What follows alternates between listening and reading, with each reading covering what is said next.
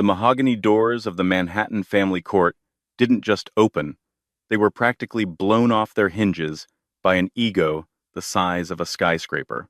In walked Silas Sterling, a man who thought he owned the world, gripping the hand of his 24-year-old mistress, Tiffany, who was dressed more for a red carpet than a divorce hearing. Silas was laughing, already celebrating a victory he hadn't won yet. He looked at his wife of 30 years, sitting alone in the corner, and saw nothing but a ghost. But he forgot one thing. Ghosts are the ones who know where the bodies are buried. And in 10 minutes, that quiet woman in the gray cardigan wouldn't just take his money, she was going to take his name. You think you know how this ends? You have no idea. The air inside the courtroom of the Honorable Judge Harrison Blackwood was stale, smelling of floor wax and the nervous sweat of ruined fortunes. But Silas Sterling didn't smell the desperation. He smelled only his own bespoke cologne, a scent called Imperial, that retailed for $600 an ounce. Silas adjusted the cuffs of his navy Brioni suit. He was 58, silver-haired, tanned from a week in street barts, and possessed the kind of teeth that were too white to be found in nature. He didn't sit. He sprawled.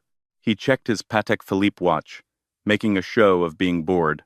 "Arthur," Silas boomed, his voice echoing disrespectfully off the high ceilings. "How long is this going to take? Tiffany has a fitting at Vera Wang at 2. We're on a schedule." Arthur Pendleton, Silas's lawyer, a man known in legal circles as the Mako for his tendency to chew up opposing counsel, sighed, tapping a gold pen against his yellow legal pad.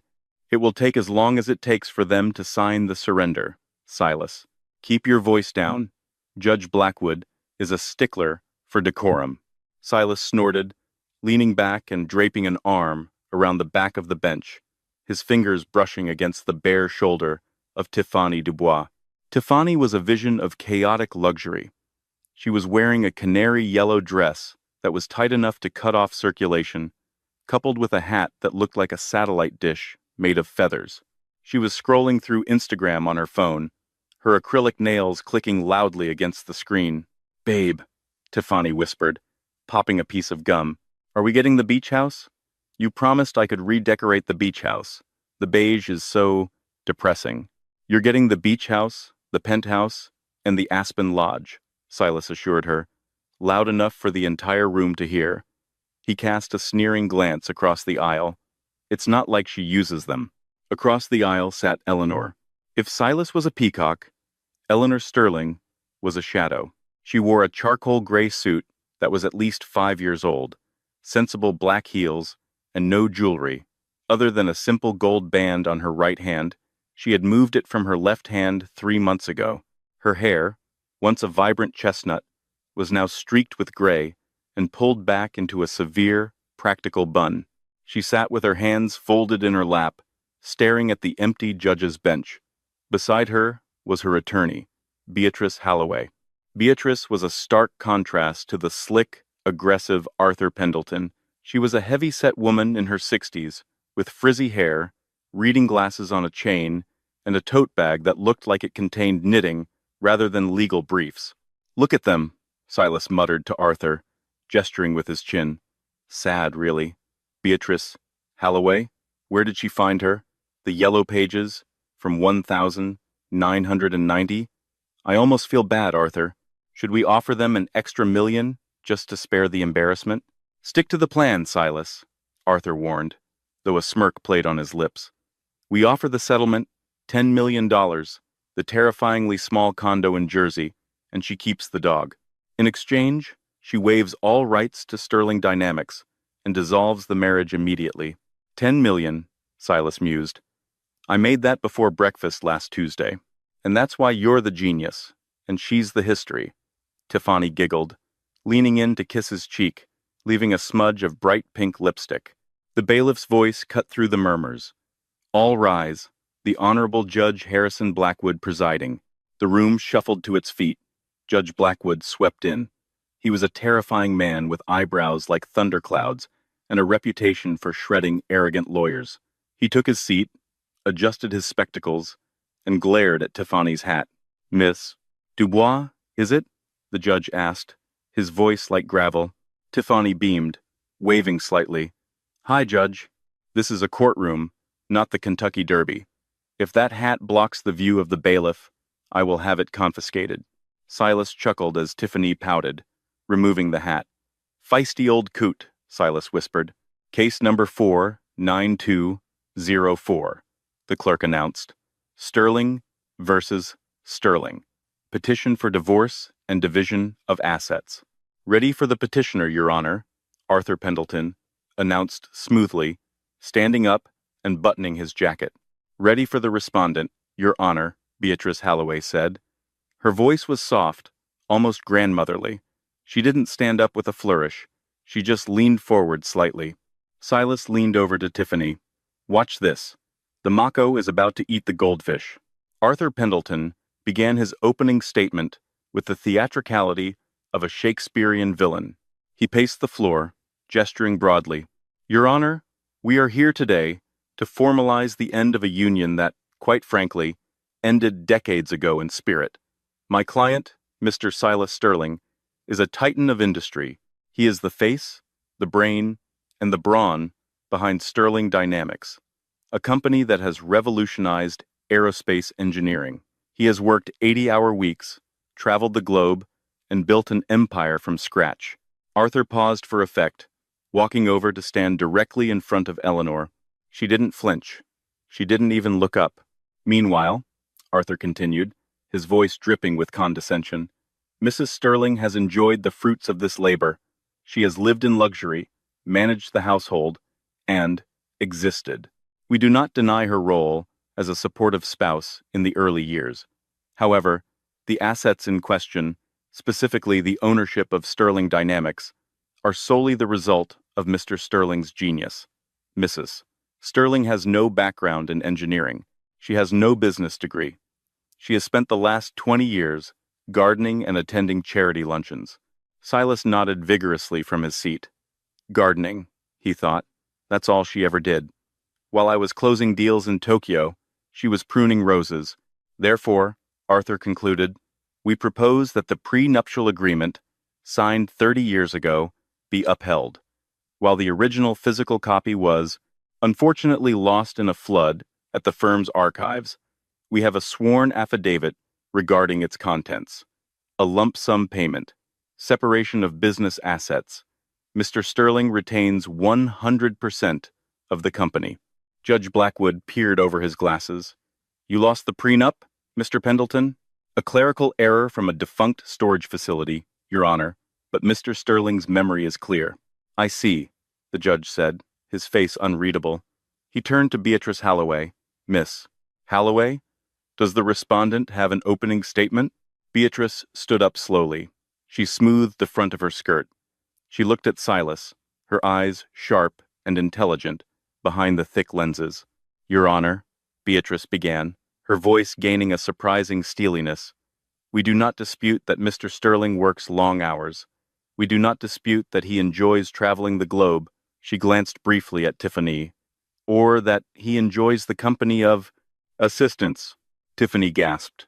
Silas turned red. However, Beatrice continued, we strongly dispute the narrative of the self-made man. History, Your Honor, is often written by the loudest person in the room, but in a court of law, we prefer it to be written in ink. Silas rolled his eyes. Here comes the sob story, he thought. She sacrificed her youth, blah blah blah. Mr. Pendleton speaks of Sterling Dynamics, as if it sprang fully formed from Mr. Sterling's forehead, like Athena from Zeus, Beatrice said. But 30 years ago, Silas Sterling was a college dropout with a gambling debt and a charisma that far exceeded his credit score. Silas sat up straighter. Objection, he hissed at Arthur. She can't bring up the Atlantic City incident. Shh. Arthur waved him off. 30 years ago, Beatrice said, walking over to her messy table and picking up a stack of yellowed papers. Eleanor Beaumont, as she was known then, was a graduate of MIT with a degree in propulsion physics. She had an inheritance from her grandfather. Mr. Sterling had an idea, a sketch on a napkin, and he had no money to build it. Silas felt a prickle of irritation. He hated being reminded of the early days. He hated remembering the tiny apartment in Queens, the way he had to beg Eleanor to liquidate her trust fund to buy the first prototype parts. But that was ancient history. He had paid her back 1,000 times over in diamonds and furs. "We are not asking for a settlement, Your Honor," Beatrice said, dropping the bombshell with a casual tone that made it even more devastating. "We are not asking for $10 million.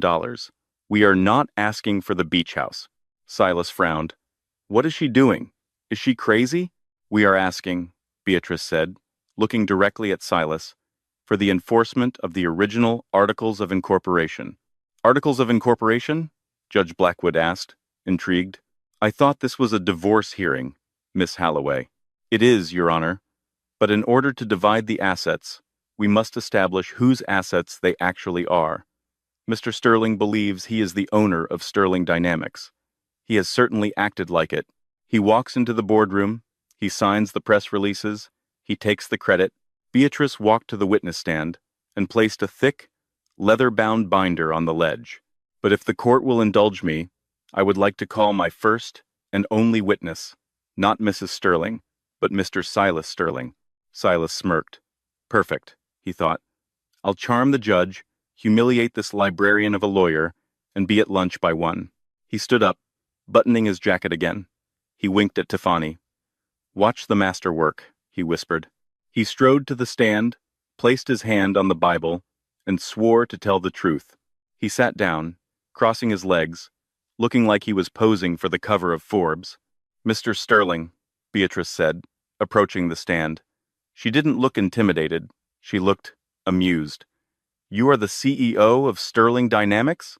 "Founder and CEO, yes," Silas corrected, projecting his voice. "And you built this company from nothing?" "I did. Blood, sweat, and tears." "And your wife? What was her role?" Silas chuckled, a condescending sound that grated on the ears. "Eleanor? She's a wonderful woman. Really. Great at hosting dinner parties. But business? No. She doesn't have the head for it. She's soft, risk-averse. I tried to explain the quarterly reports to her once, and she fell asleep." Tiffany giggled from the back. The judge banged his gavel. Silence in the gallery. "So," Beatrice continued, "she has no ownership stake?" "None," Silas said firmly. "Like my lawyer said, the prenup kept everything separate. The company is mine, always has been." Beatrice nodded slowly. She reached into her tote bag. The tension in the room shifted. It wasn't the frenetic energy of Silas. It was the heavy, suffocating pressure of a trap snapping shut. "Mr. Sterling, you mentioned the prenup was lost." "A tragedy," Silas said insincerely. "Yes. However," Beatrice pulled out a document encased in a plastic sleeve. It was old. The edges were fraying. "Mrs. Sterling is very organized. She keeps everything, including the document you signed on October 14th, 1995, the day Sterling Dynamics was officially registered." Silas squinted. He didn't remember signing anything special that day, other than the standard forms. "I'd like to enter this into evidence as Exhibit A," Beatrice said, handing it to the bailiff, who handed it to the judge. Judge Blackwood opened the file. He adjusted his glasses.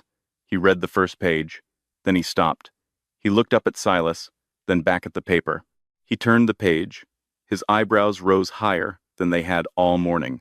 "Mr. Sterling," the judge said, his voice dropping an octave, "are you aware of the content of this document?" "It's probably just standard incorporation papers, Your Honor. I'm listed as the president." "You are listed as the appointed president," the judge corrected. "Reporting to the board is me," Silas laughed. "I'm the chairman, not according to this," Beatrice cut in. "Mr. Sterling, would you please read paragraph 4, subsection C, out loud for the court?" The bailiff handed the document to Silas. Silas took it with a scoff. He held it at arm's length. "The ownership of the entity known as Sterling Dynamics." Silas started reading, his voice strong. Then he paused. He blinked. He read the next line silently. His face went from tan to a pale, sickly gray. "Read it, Mr. Sterling," Judge Blackwood commanded. Silas swallowed. His throat clicked. The ownership is held in the Eleanor Vance Trust, of which Eleanor Vance, now Sterling, is the sole beneficiary and trustee. The position of CEO is a contract role, subject to renewal or termination by the trustee at any time. The silence in the courtroom was absolute. You could hear the hum of the air conditioning. You could hear Tiffany chewing her gum. "Keep reading," Beatrice said softly. "The part about the intellectual property." Silas's hands started to shake. All patents, designs, and future intellectual property developed under the banner of Sterling Dynamics remain the sole property of the founder, Eleanor Vance. Silas looked up, his eyes wild. He looked at Arthur, who was frantically shuffling through his own papers, looking terrified. He looked at Tiffany, who was applying lip gloss, unaware that her meal ticket had just bounced. Then, for the first time in 20 years, Silas Sterling actually looked at his wife. Eleanor hadn't moved. She was still sitting, with her hands folded, but she was looking at him now, and in her eyes, there was no anger, there was no sadness, there was just a cold, absolute finality. That's a forgery," Silas stammered. "This is a trick? It is notarized," Beatrice said. "And look at the signature at the bottom, Mr. Sterling. Is that not your signature?" Silas looked. It was his signature. The flamboyant loops, the aggressive slash of the says. He remembered now. He remembered that night. He had been so desperate for her money to start the company, so sure that he could just talk her into changing it later, or that she would never actually exercise control. He had signed it because he thought she was weak. He thought she was just a stepping stone. "Mr. Sterling," Judge Blackwood said, his voice booming like a gavel strike, "it appears you have strutted into my courtroom, claiming to own an empire that belongs to the woman you are trying to discard with a pittance." "Wait." Silas stood up, knocking the chair back. "She's a housewife. She can't run $1 billion company. The stock will tank. The investors will revolt." "Actually," Beatrice interrupted, "Mrs. Sterling has been writing the quarterly strategy reports for the last 15 years. You know, the ones you claimed she fell asleep listening to? She wrote them. You just signed them." A collective gasp went through the courtroom. Silas felt the room spinning. The arrogance was leaking out of him like air from a punctured tire. "We are not asking for half, Your Honor," Beatrice said, turning back to the judge. "Since Mr. Sterling wishes to divorce, Mrs. Sterling is happy to grant it, but she will be retaining her assets, all of them, including the company, and as the trustee, she has a motion regarding Mr. Sterling's employment." Silas gripped the railing of the witness stand. "You can't do this to me," he whispered. "I am Silas Sterling." Eleanor finally spoke. Her voice was quiet, raspy from disuse, but clear as a bell. "You are Silas Sterling," she said, "but the company is mine." The silence in Judge Blackwood's courtroom was broken only by the frantic scratching of the court reporter's stylus. She was typing faster than she ever had in her life. Terrified of missing a single syllable of the implosion of Silas Sterling, Silas stood frozen in the witness box. He looked like a man who had walked off a cliff and hadn't yet realized gravity was about to kick in. He turned his desperate gaze toward Arthur Pendleton. "Arthur," he croaked, "fix this. Tell him about the verbal agreements. Tell him about the precedent of implied ownership." Arthur Pendleton, the shark, the Mako, was slowly packing his briefcase. He didn't look up. "Silas," Arthur said, his voice devoid of its usual bluster, "there is no precedent that overrides a notarized, signed, and incorporated founding charter. You appointed her trustee, you made her the owner, you work for her." "I pay your retainer," Silas roared, slamming his hand on the railing. "You work for me." Arthur finally looked up. His eyes were cold. "Actually, the checks come from the Sterling Dynamics corporate account, which, if I understand Miss Halloway correctly, is now under the direct control of Mrs. Sterling. So, technically," Arthur glanced at Eleanor, offering a weak, ingratiating smile, "I believe I am currently working pro bono until Mrs. Sterling authorizes my billable hours, which, given my opening statement, seems unlikely." Eleanor didn't smile back. She simply nodded to the judge. Your Honor, as the majority shareholder and owner, I am accepting Mr. Sterling's resignation effective immediately. We will, of course, provide a severance package consistent with his years of service, provided he returns all company property before leaving the building. Resignation? Silas sputtered. I didn't resign. I am the face of the company. The stock will plummet without me. Judge Blackwood leaned forward, interlacing his fingers. Mr. Sterling, you are currently shouting at the owner of your employer in a court of law. I suggest you lower your voice before I hold you in contempt. As for the division of assets, the judge looked over his glasses at the papers. Since the marital home, the Hamptons estate, and the Aspen Lodge are all held by the corporation for liability purposes, a strategy I believe you insisted on to avoid taxes, they remain property of Sterling Dynamics. Silas felt the blood drain from his face. He remembered the meeting with his tax accountants 5 years ago. Put it all in the company name, he had said. Write off the maintenance. Make it tax deductible. It was brilliant then. It was a death sentence now. So, Silas whispered, what do I get? You possess your personal savings account, Beatrice Halloway. Read from a list, which contains approximately $250,000, and your 2022 Porsche 911, which is in your name. However, there is an outstanding lien on the vehicle. 200,000? Silas shrieked. I spend that on wine. Where is my salary? My bonuses? Spent, Eleanor said. Her voice cut through his panic like a knife. You spent it, Silas. On trips. On gambling. On her. She didn't look at Tiffany, but the implication hung heavy in the air. I reinvested my dividends. You liquidated your paycheck every month to fund your lifestyle. You have nothing because you kept nothing. Judge Blackwood banged his gavel. The court rules in favor of the respondent, Eleanor Sterling. The prenup is invalid due to the superseding corporate charter.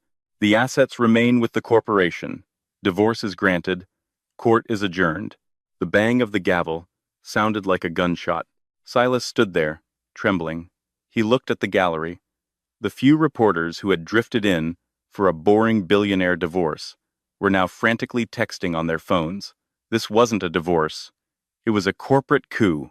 Silas stumbled off the stand. He walked toward Eleanor. Elle, he said, his voice cracking.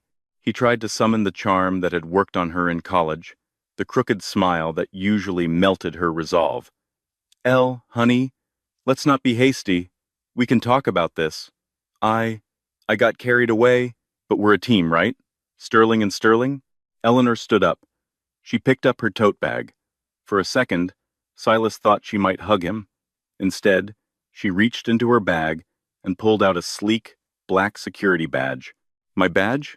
Silas asked. Deactivated, Eleanor said. Security has been notified. Do not try to enter the building, Silas. You'll be escorted off the premises. It would be embarrassing for you. But the gala next week, Silas stammered. The unveiling of the X-14 turbine. I have to give the speech. I canceled the speech, Eleanor said calmly. The X-14 isn't ready. The fuel intake manifold overheats at 30,000 feet. I told you that 3 months ago, but you were too busy booking a suite in Cabo to listen to the engineering reports. Silas's jaw dropped. You know about the manifold? I redesigned the manifold, Silas. Last night, while you were at the club. Eleanor turned to Beatrice. Ready, Beatrice? Ready, Mrs. Sterling. Eleanor walked past him. She didn't brush his arm. She didn't look back. She walked out of the courtroom with the steady, rhythmic click of her sensible heels, leaving a vacuum of power that Silas could physically feel sucking the air out of his lungs. The walk from the courtroom to the front steps of the courthouse felt like a funeral march, except the corpse was walking and wearing a $6,000 suit. Silas pushed through the heavy doors, squinting into the sunlight. Tiffany was trailing behind him, struggling to keep up in her Louboutins. She had been uncharacteristically quiet since the gavel fell. Babe? Tiffany asked, grabbing his arm as they reached the top of the concrete stairs. What just happened? What did the judge mean about the house? We're still going to the Hamptons this weekend, right? I already posted about it. Silas whipped around, his face flushed with a mixture of rage and humiliation. Not now, Tiffany. Don't yell at me, she snapped, her voice losing its baby doll sweetness. I didn't lose the company. You did. You told me you were the king of New York. I am the king of New York, Silas lied, trying to straighten his tie, though his hands were shaking. This is just a legal hiccup, a maneuver. It's chess, Tiffany. She thinks she's won a pawn, but I'm going to take the queen. I'll appeal, I'll sue. I'll bury her in paperwork. He scanned the street. Usually, his driver, Big Mike, would be double parked right in front, the back door, of the black Mercedes Maybach, open and waiting. The Maybach was there. Big Mike was leaning against the hood, arms crossed over his massive chest. He was wearing his driver's cap and sunglasses. Thank God, Silas muttered. Come on, we need to get to the club. I need a drink and a phone. Silas marched down the stairs, Tiffany clicking behind him. He reached the car and grabbed the handle of the rear door. It was locked. Silas frowned. He pulled again. Locked. He rapped on the window. Mike, open the door. Let's go. Big Mike didn't move. He slowly took off his sunglasses. He looked at Silas with an expression of pure, unadulterated indifference. Unlock the door, Mike, Silas barked. Are you deaf? Can't do that, Mr. Sterling, Mike rumbled. His voice was deep, like a subterranean train. What do you mean you can't? You work for me. Correction, Mike said, pulling a smartphone out of his pocket and checking a message. I work for Sterling Dynamics, Transportation Division. He turned the screen toward Silas. It was a text message. Sender, Mrs. Sterling, boss. Message, asset #40 Maybach, to be returned to garage immediately. Unauthorized passengers, Silas Sterling, Tiffany Dubois. Do not transport. She texted you? Silas gasped. She called me 10 minutes ago, Mike said. He put the sunglasses back on. Mrs. Sterling is a nice lady. She remembers my daughter's birthday. Sent her a laptop for college. You? You've never even asked my last name. I'll give you $1,000 cash right now to drive us to Fifth Avenue, Silas said, patting his pockets. He froze. His wallet was in his other jacket, the one currently hanging in the CEO suite he was barred from. Mike smirked. Looks like you're light, Silas. Besides, I value my pension. At that moment, the doors of the courthouse opened again. Eleanor emerged, flanked by Beatrice. Big Mike immediately straightened up. He walked around the car, opened the back door with a flourish, and bowed slightly. Mrs. Sterling, Mike said warmly. Ready to head to the office? Eleanor paused on the stairs. She looked down at Silas, who was standing on the curb like a jilted teenager. Then she looked at the car. Thank you, Mike, Eleanor said. She descended the stairs with grace. Silas stepped in her path. Eleanor, don't do this. Not in front of the staff. Let me get a ride at least. It's humiliating. Eleanor looked at him, confused. Humiliating? Silas, you brought your mistress to our divorce hearing. You tried to leave me with nothing but a condo in Jersey. And you're worried about your humiliation? She stepped around him. She got into the back seat of the Maybach.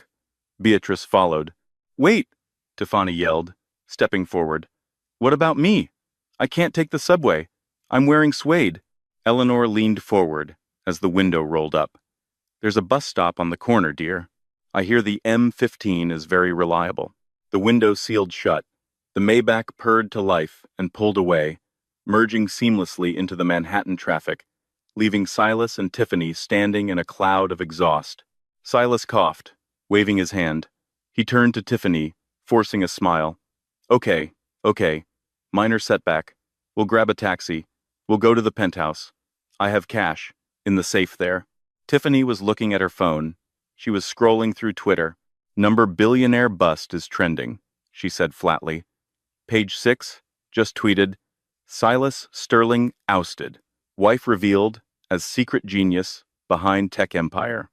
They have a picture of you looking panicked on the stand. Fake news, Silas waved his hand. Listen, Tiffany, I need you to be strong. We're going to fight this. But I might need to borrow your credit card for the hotel, just for tonight, until I access my offshore accounts. Tiffany slowly lowered her phone. She looked at Silas. Really looked at him. She saw the wrinkles around his eyes that the expensive facials couldn't hide. She saw the slight paunch beneath the tailored suit. She saw a 58-year-old man with no job, no car, and apparently no money. Without the aura of billions, Silas Sterling wasn't a titan. He was just old. My credit card? Tiffany laughed. It was a harsh, ugly sound. Silas, my credit card has a limit of 5,000. That won't even cover the champagne you drink at dinner. We'll budget. We'll make it work, Silas pleaded, reaching for her hand. Tiffany recoiled as if he were radioactive. Budget? Budget? Silas, I didn't sign up for a budget. I didn't sign up for supporting you through a hard time. I signed up for the beach house and the black card. But I thought you loved me, Silas said, and for the first time, he sounded genuinely pathetic. You said I was your soulmate. I loved the lifestyle, Silas, Tiffany spat. She flagged down a yellow cab that was passing by. And frankly, without the billions, you're kind of exhausting. The cab screeched to a halt. Tiffany opened the door. Where are you going? Silas cried. I'm going to Vance's party, she said, sliding into the cab. Vance was Silas's biggest competitor in the aerospace industry, a man Silas hated with a passion. I hear he just got a government contract, and he's single. Tiffany, you can't. Watch me, she said. She slammed the door. The taxi sped off. Silas Sterling stood alone on the curb of the Manhattan family court. The wind picked up, blowing a discarded newspaper against his leg. He reached down and peeled it off. It was the financial section. His face was on the cover from a week ago, under the headline, Untouchable. He looked around. No driver, no mistress, no lawyer, no wife. He checked his pockets. He had a gold money clip with no cash, a packet of mints, and a phone with 12% battery. He sat down on the dirty steps of the courthouse and put his head in his hands. But the universe wasn't done with him yet. His phone buzzed. He looked at the screen. It was a notification from his bank. Alert. Automatic payment for penthouse mortgage failed. Insufficient funds. Please contact your branch immediately. Silas laughed. It was a manic, broken sound. He looked up at the sky. Well, he whispered to no one, I guess I'm walking. Silas Sterling did not walk to the headquarters of Sterling Dynamics. He stormed there, fueled by an adrenaline cocktail of panic and delusion. The 40-block walk had blistered his heels inside the Italian leather loafers, and the wind had whipped his silver hair into a frenzy. But in his mind, he was still the emperor, returning to quell a rebellion. He stood before the glass and steel monolith that was the Sterling building. It pierced the Manhattan skyline, a testament to his ego. He looked at the revolving doors. My doors, he thought. My building. My name is right there in 10-foot chrome letters. He pushed through the doors, expecting the usual flurry of activity. Receptionists straightening up, junior executives nodding respectfully. Instead, the lobby was quiet. Too quiet. He marched toward the security turnstiles.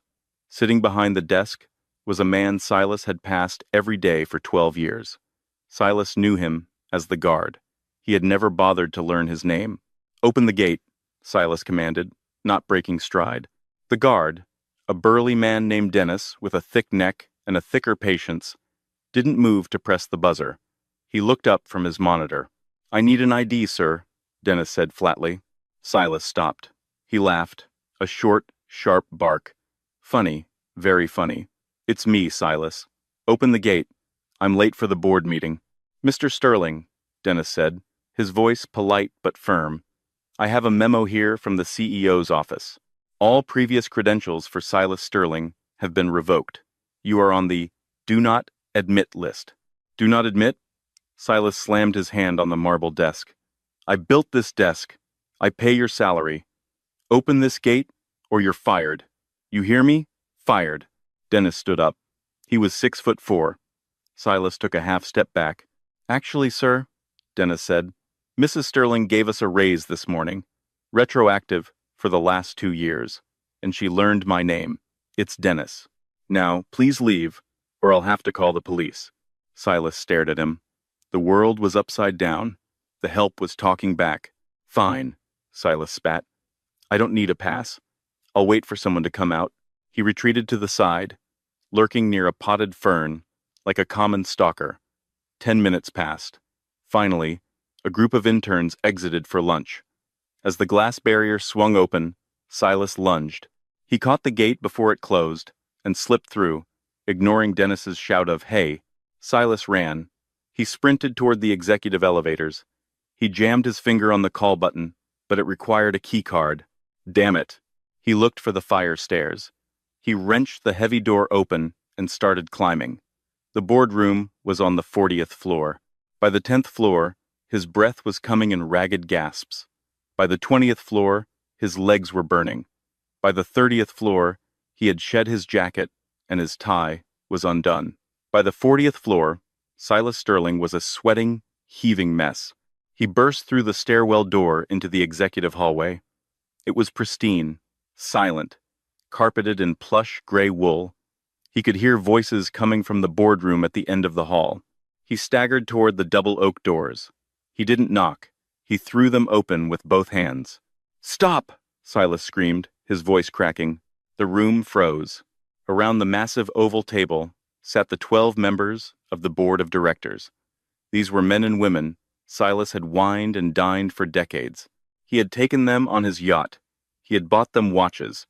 They were his cronies. And at the head of the table, in his chair, sat Eleanor. She wasn't wearing the gray cardigan anymore. She was wearing a sharp, tailored white blazer that made her look like a modern monarch. Her hair was down, cascading over her shoulders. She looked younger, powerful. "Silas," Eleanor said. She didn't sound angry. She sounded disappointed. "You're sweaty. You can't do this." Silas wheezed, stumbling into the room. He pointed a shaking finger at the board members. "Preston, Montgomery, Linda, tell her who runs this company. I made you all rich." Preston, the chairman of the audit committee, cleared his throat. He wouldn't meet Silas's eyes. He was looking at a dossier in front of him. "Actually, Silas," Preston said, adjusting his glasses. "We were just reviewing the financials Eleanor presented. Specifically, the R&D consultation fees you've been paying to a shell company in the Caymans." Silas froze. That's confidential strategy. "It's embezzlement," Linda, the head of HR, said sharply. $3 million last year alone, funneled into an account linked to Tiffany Dubois. "And then there's the matter of the X-14 turbine," Montgomery added. "You told us the prototype was flawless. You projected record profits. Eleanor just showed us the test results. The engine melts at operational temperature. If we had launched next week as you planned, the lawsuits would have bankrupted us." "I was handling it," Silas lied. "I was going to fix it." "How?" Eleanor asked calmly. "You haven't stepped foot in the engineering lab in 6 years, Silas. You didn't even know the lead engineer quit last month." Silas gripped the back of an empty chair. "But the investors, the brand. I am the brand." "No." Eleanor stood up. She picked up a remote and clicked it. The screen behind her lit up. It showed a graph, a stock ticker line shooting straight up. "This is the market reaction since the news broke an hour ago," Eleanor said. "Sterling Dynamics stock is up 12%. Silas blinked. "Up? But I was fired." "Exactly," Preston said. "The market was tired of your volatility, Silas. They were tired of the scandals, the mistresses, the erratic tweets. They know Eleanor. They know she's the one who holds the patents. They see stability.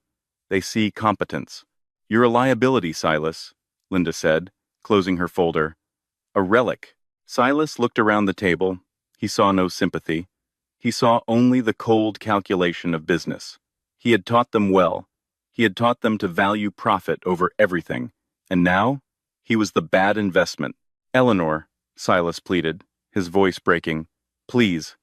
I built this place. Don't kick me out. I'll take a consultant role. I'll take a pay cut. I'll sit in the basement. Just don't take my company." Eleanor looked at him. For a moment, her eyes softened. She remembered the man he used to be, the dreamer who sat on the floor of their apartment eating takeout and talking about reaching the stars. "I'm not taking your company, Silas," she said softly. "I'm saving my company from you." She pressed a button on the intercom. "Dennis?" "He's in the boardroom." 2 seconds later, the doors opened. Dennis, the security guard, walked in, flanked by 2 police officers. "Mr. Sterling," Dennis said, not unkindly. "Time to go." "No," Silas whispered. "No." He tried to grab the table, but his strength was gone. The police officers took him by the arms. They didn't cuff him, but the grip was iron tight. As they dragged him backward out of the room, Silas kept his eyes on Eleanor. She didn't look away. She watched him go, a silent witness to his exit. The last thing he saw before the doors closed was Eleanor turning back to the board.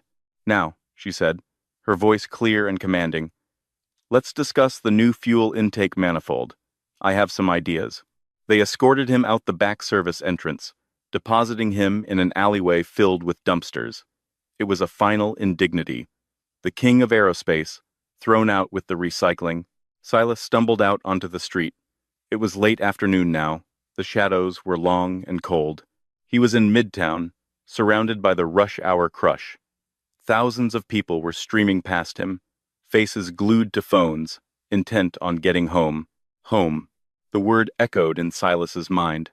Where is home? He patted his pockets again. No wallet, no phone. He had dropped it in the stairwell during his climb. He had nothing but the clothes on his back. A bespoke suit stained with sweat, a shirt with a torn collar, and shoes that were currently shredding his feet. He started walking north. Instinct took over. He would go to the penthouse on Park Avenue. Maybe Tiffany was there. Maybe she had cooled off. Maybe the doorman, Henri, would let him in. Henri liked him. He tipped Henri at Christmas. The walk was a nightmare. Without the insulation of a limousine, New York City was a sensory assault. The noise of honking taxis was deafening. The smell of exhaust and garbage made him nauseous. People bumped into him, cursing him for walking too slow. "Watch it, Grandpa." A teenager on a skateboard yelled, swerving around him. "Grandpa," Silas thought. "I'm 58. I'm in my prime." But he caught his reflection in a shop window. He didn't look like a titan. He looked like a madman. His hair was wild, his eyes bloodshot, his face gray with exhaustion. He reached the penthouse building an hour later. It was a limestone fortress of exclusivity. He walked up to the gold-trimmed doors. Henri was there, standing guard in his uniform. "Henri," Silas gasped, leaning against a pillar. "Thank God. Let me in. I need a drink." Henri didn't open the door. He stood behind the glass, arms crossed. He looked at Silas with a mixture of pity and duty. He shook his head slowly. "Henri!" Silas shouted, banging on the glass. "It's me, Mr. Sterling. Open the damn door." Henri pointed to a small keypad on the wall. He held up a finger, tapped his ear, and shook his head again. Orders. Silas realized the locks had been changed. The codes were wiped. He was locked out of his own life. He slumped against the building. He was thirsty. So incredibly thirsty. He saw a hot dog cart on the corner. The smell of salty pretzels wafted over. His stomach roared. He hadn't eaten since breakfast, a breakfast of caviar and eggs Benedict that felt like a lifetime ago. He walked over to the cart. "Water," he rasped. "Give me a water." The vendor, a gruff man in a beanie, held out a cold bottle. $3. Silas reached into his pocket. He pulled out the lint, the mint wrapper. I don't have cash," Silas said, "but I'm Silas Sterling. You know me. I'll pay you back. I'll send you a check for $1,000. Just give me the water." The vendor looked him up and down. He saw the expensive suit, yes, but he also saw the desperation. In New York, crazy people wore expensive suits all the time. "No cash, no water," the vendor said, putting the bottle back in the ice. "Move along, buddy. You're scaring the customers." "I own a skyscraper," Silas screamed. "I could buy your whole family." "Yeah, and I'm the Queen of England. Beat it." Silas stumbled away, his throat parched. He kept walking. He didn't know where else to go. Night began to fall. The temperature dropped. Silas shivered in his suit. He found himself walking toward Central Park. It was darker there, quieter. He sat down on a bench near the duck pond. His feet were throbbing so badly, he had to take his shoes off. His socks were soaked in blood. He looked at the water. It was black and still. "Well, Silas," he said to the darkness, "you wanted freedom? You wanted to be a bachelor again." He laughed, but it turned into a sob. A figure approached the bench. Silas stiffened. He was in no condition to fight off a mugger. It was a woman pushing a shopping cart filled with bags. She was wearing layers of mismatched coats. She stopped in front of him. She looked at his shoes, then at his face. "Rough night?" she asked. Her voice was raspy, like rusty hinges. "You could say that," Silas muttered. "I lost everything. In one day." The woman nodded sagely. She reached into her cart and pulled out a half-eaten sandwich wrapped in foil. "My husband left me too," she said. "Took the house. Took the kids. Said I was crazy." She held out the sandwich. "It's tuna. Not bad." Silas looked at the sandwich. His stomach cramped with hunger. A day ago, he would have fired a waiter for serving him tuna that wasn't seared ahi. Now, he looked at this homeless woman, offering him half her dinner. I can't," Silas said, his pride flaring one last time. "Suit yourself," she shrugged. She put it back. Then she reached into another bag and pulled out a newspaper. "You want something to read? Keep your mind off the cold?" She tossed the paper onto his lap and pushed her cart away into the gloom. Silas picked up the paper. It was the evening edition of the New York Post. The headline screamed in bold black letters, "The Empress Strikes Back." Underneath was a photo of Eleanor leaving the courthouse. She looked strong, dignified, and below that, a smaller photo. It was Tiffany. She was hanging on the arm of a man with a comb-over and a bad spray tan. The caption read, "Tiffany Dubois spotted entering Club Vortex with rival CEO Richard Vance. Sources say engagement rumors are already swirling." Silas stared at the page. Vance, his enemy. Tiffany hadn't just left him. She had defected to the competition within hours. He crumpled the newspaper in his fist. He looked up at the skyline, glittering with lights. Somewhere in one of those penthouses, people were drinking champagne. Somewhere, Eleanor was probably sitting in her library, drinking tea, finally at peace. And here sat Silas Sterling, the man who thought he was the sun, realizing he was just a moth who had flown too close to the flame. He lay down on the hard wooden bench, pulled his suit jacket tight around him, and closed his eyes. For the first time in 30 years, Silas Sterling cried, not for his money, not for his company, but because he realized, with terrifying clarity, that nobody was coming to look for him. 5 years later, the bell above the door of Henderson's Hardware jingled, announcing a customer. "Be right with you," a voice called from the back aisle. Silas emerged from behind a rack of PVC pipes. He was wearing a green apron with a name tag that simply read, Silas. His silver hair was thinner now, cut short and practical. The deep tan was gone, replaced by the pallor of a man who spent his days indoors. He wore reading glasses on a chain around his neck, the kind he used to mock Beatrice Halloway for wearing. He wasn't carrying a briefcase. He was carrying a pricing gun. "Can I help you find something?" Silas asked the customer, a young man looking confusedly at a wall of drill bits. "Yeah, I'm trying to fix a shelf for my girlfriend," the man said. "I don't know the difference between masonry bits and wood bits." Silas smiled. It wasn't the shark-like grin of the billionaire Silas Sterling. It was a genuine, tired smile. "Well, if it's drywall, you don't want masonry. You'll tear the wall apart. Here, grab these, and use a wall anchor. You don't want the shelf falling on her head. Trust me, keeping the woman in your life happy is worth the extra $2. The young man laughed. "Thanks, man. You really know your stuff." "I've learned a few things the hard way," Silas said softly. He rang up the customer total sale, $14.50, and watched him leave. Silas went back to stocking the shelves. This was his life now. He lived in a studio apartment above the hardware store in a small town in Ohio. He didn't have a car. He walked to work. He didn't have a portfolio. He had a savings jar in his kitchen cabinet. After the long walk home 5 years ago, Silas had hit rock bottom. He had spent a month in a shelter before realizing that no one was coming to save him. The friends, the network, the mistresses, they had evaporated like mist. Tiffany had married Richard Vance, divorced him 6 months later, and was now starring in a reality show about desperate ex-wives. Silas had been forced to do something he hadn't done since he was 20. Get a job, a real one. No one in New York would hire him. He was a laughingstock. The man who lost $1 billion because he couldn't read a contract. So he fled. He changed his surroundings, he lowered his expectations, and slowly, painfully, he rebuilt himself as a nobody. And strangely, he slept better now than he ever had on 1000 thread count Egyptian cotton. It was lunch break. Silas walked to the break room and turned on the small, fuzzy television that sat on the fridge. He unwrapped a turkey sandwich. The local news ended, and a national business program came on. The anchor's voice was excited. And now, our feature story.